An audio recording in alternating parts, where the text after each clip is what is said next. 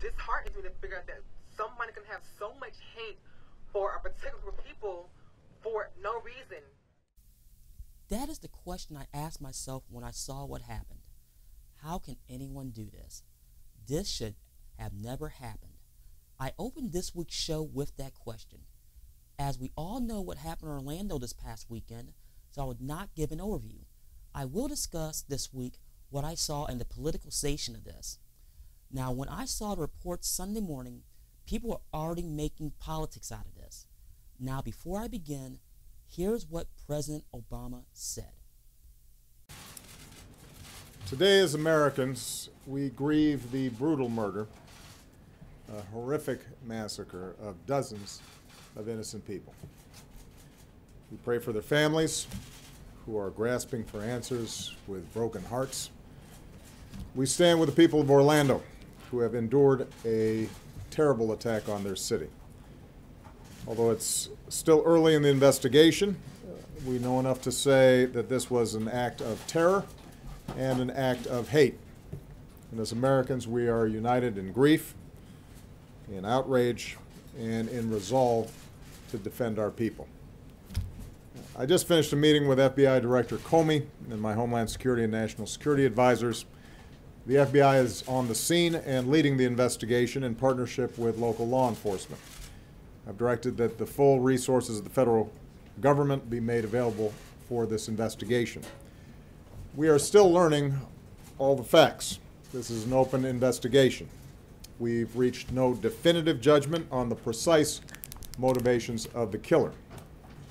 The FBI is appropriately investigating this as an act of terrorism, and I've directed that we must spare no effort to determine what, if any, inspiration or association this killer may have had with terrorist groups.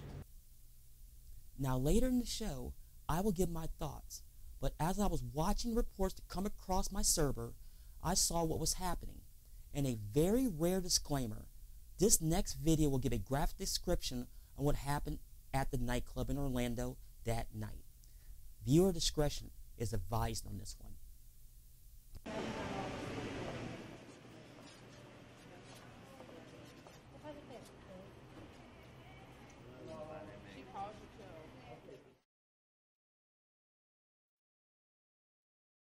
The whole time I'm thinking that it's my fault, but really he's always been my angel, and he was still protecting me. He was taller than me, so when the bullet hit him, he was protecting me, he was covering me.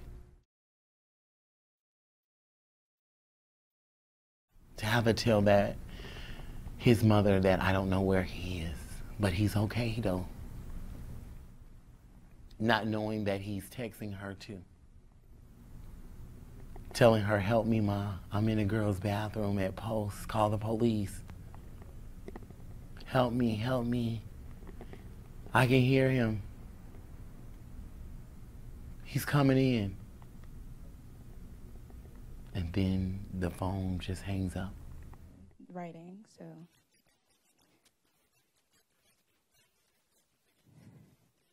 The guilt of feeling grateful to be alive is heavy.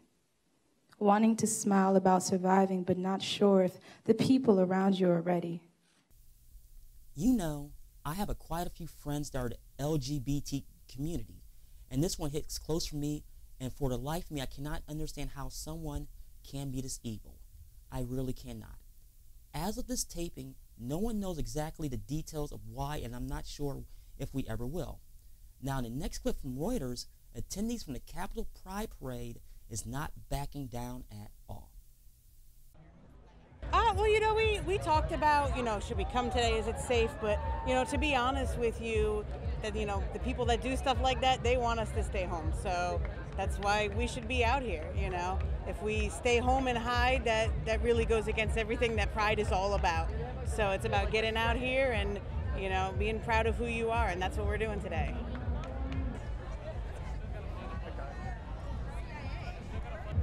I think it makes it a little sad, and at the same time it kind of makes me want to come out here more and want to really show my face and say I'm gay and I'm proud of it. So you can't really scare us into hiding or anything else like that. It's very personal, I should say.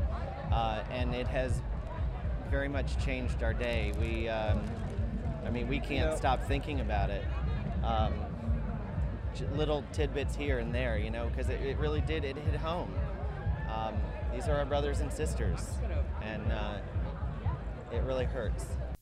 Soren, let me explain what you stated. We are all brothers and sisters in this, and I don't care what your beliefs are.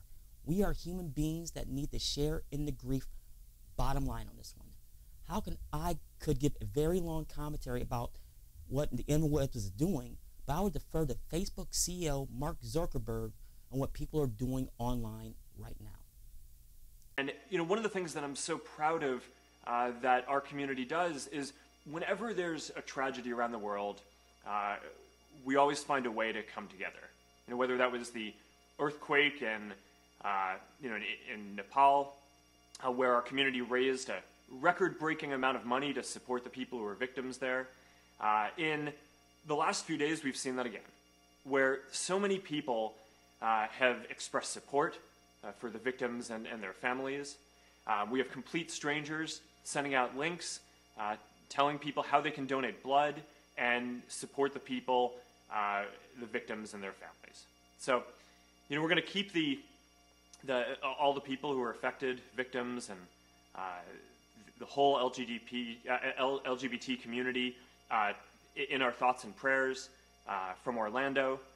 Unfortunately, there was another attack just last night in France where a police officer and his family were attacked, and there were really sad attacks like this going on all around the world. So we're going to keep them in our thoughts and prayers.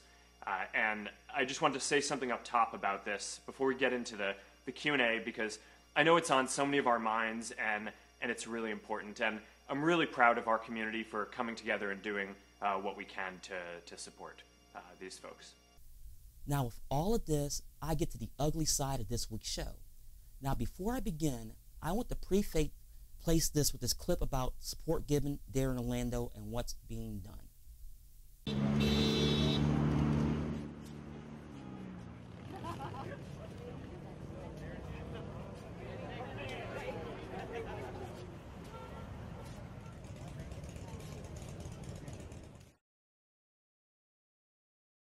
We are here to make sure that hate groups don't show up and interfere with the funeral. The families are already going through enough stuff right now.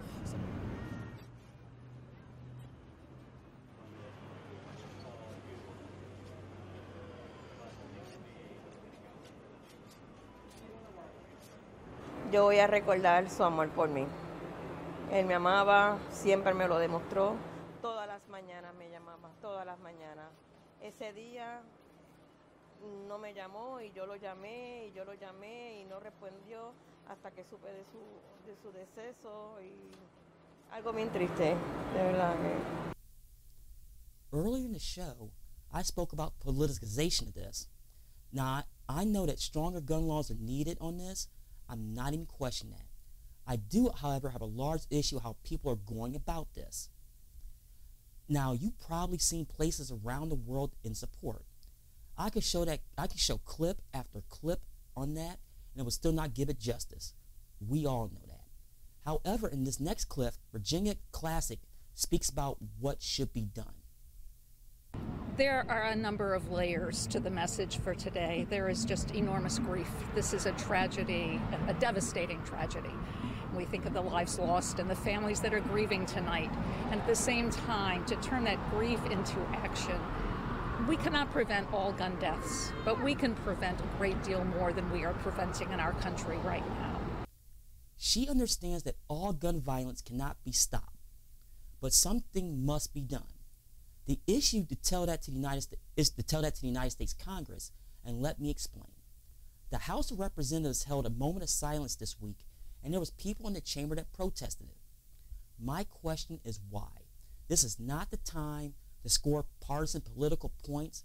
The latter of that statement is for both sides. The moment of silence should have been done, and they know it, especially when other governments around the world are doing the same. I'm going to start with Xavier Becerra, House Democratic Caucus Chair, and here are his comments. I think we have a pretty simple message coming out of our Democratic caucus. This Congress should not leave this week without giving us a vote on something very simple. No fly, no buy. If you can't fly because you're on a watch list by our government and you are not allowed on an airplane, you should not be allowed to enter a gun shop and walk out with an assault weapon. We're now beginning to hear some Republicans, including presumptive Republican nominee for President Donald Trump, say that there's something to no fly, no buy. The difficulty is this. This Congress is asleep at the wheel.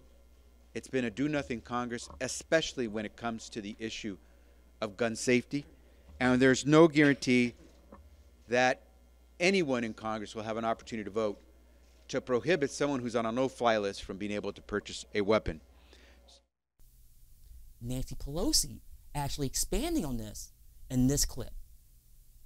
It will be up to the FBI to do an after-action review to see what they recommend. But one of the changes that we're talking about, even before Sunday, was that if you're on a no-fly list and you come off and you try to buy a gun, it should be there that you had been on a no-fly list and that the FBI should be informed that you're buying a gun. You can still buy the gun, but the FBI would be informed that you are buying the gun. I think that would be very important. It was a terrible tragedy. As somebody who was a regular, a frequenter of this place, somebody familiar to them, someone who had made anti-gay, LGBT statements, clearly a hate crimes.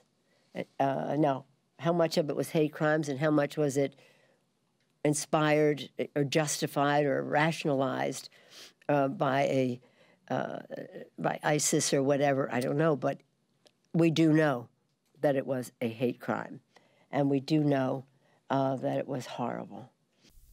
I agree with both of you on no fly, no buy. But I'm going to be real with you. That filibuster this week was a douche move just to score political points because it's a major election year. This is not the time to do that. I am lucky that did not come across my server this week, or this show would have been a restricted show this week because it's been the longest foul-mouthed commentary of the year. Now, I will give credit where credit is due because it might have worked. Excuse me. Dianne Feinstein spoke about a possible vote next week. Coming together to say terrorists and potential terrorists should not be able to buy a gun. And that's what this bill does. And it does it in a way that allows the Justice Department to be essentially pinged if somebody goes in and is on these lists and the background check is done. The background check would alert Justice, and Justice could prohibit the sale of that weapon. Now, this is just one piece of it. It should be the easiest piece, as Senator Blumenthal and Senator Murphy and Senator Booker know well, the easiest piece, because this deals with the potential terrorist, the potential person that's going to go in and create a massive act of violence. Now, it remains to be seen if that happens. I am not going to speculate on that. I am not even sure if you can get enough yes votes on this issue, and that's from both sides of the aisle. I really do not doing shows like this, and keeping my emotions in check is tough for many of us, so let's not kid ourselves. I'm going to end this show for this week, and instead of my normal sign-off, I will say this in closing. We are all brothers and sisters, so let's act like